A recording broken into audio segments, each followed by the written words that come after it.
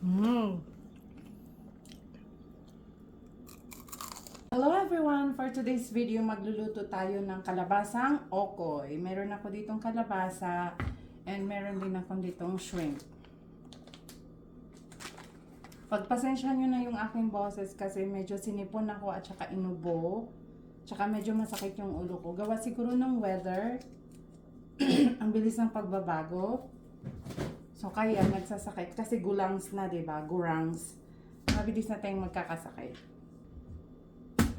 So, i-flex ko lang pala ang aking hair. Ayan, bagong gupit at saka bagong kulay. Pero yung t-shirt ko ganun pa rin. Paulit-ulit pa din. Favorite ko kasi ito eh. So, babalatan ko lang yung ating kalabasa and then i-grate na natin.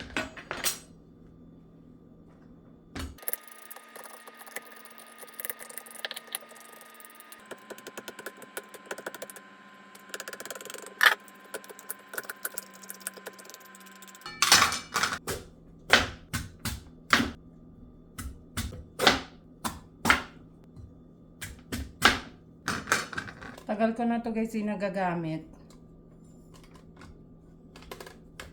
Try natin yung ating number 2.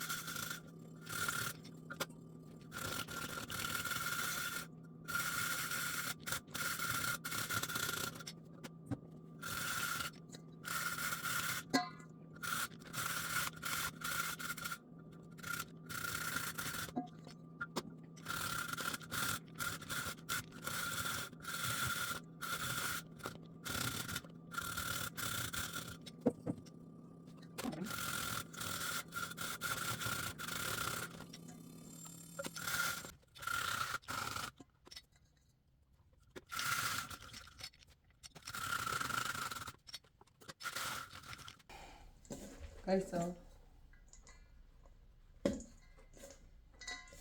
Guys, so, tingnan nyo. Lalagay lang ako dito ng pepper.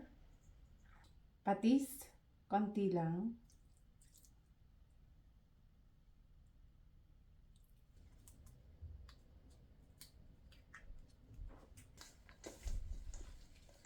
Cornstarch.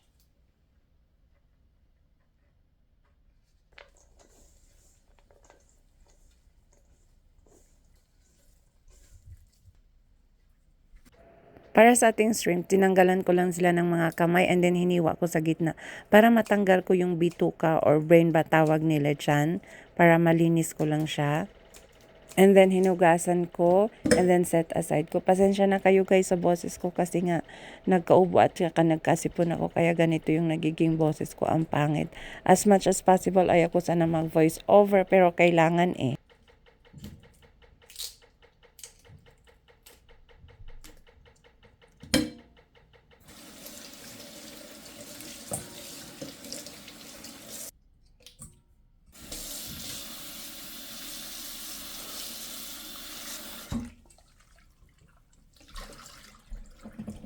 And then guys, para sa batter ng ating shrimp, naglagay lang ako ng 1/4 cup of all-purpose flour, salt and pepper, and then nilagyan ko ng tubig, not too thick and not too runny.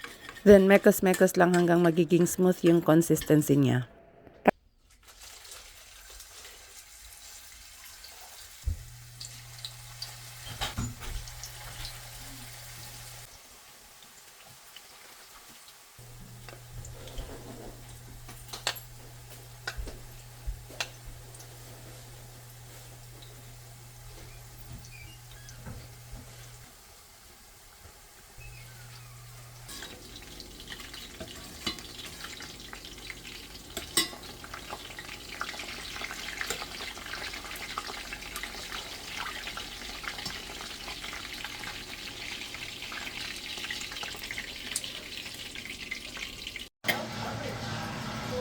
Para sa ating sausawan, suka, pepper, sugar.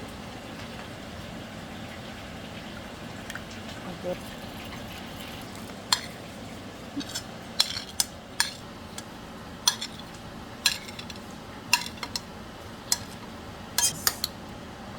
guys, luto na ang ating okoy, kalabasa okoy.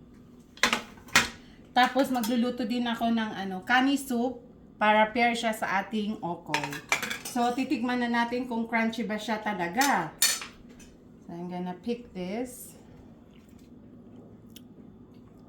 Ano yan guys?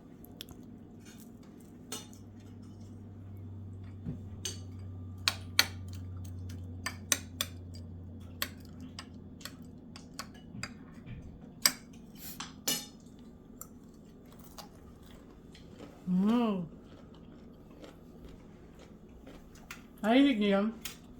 So crunchy, one more time.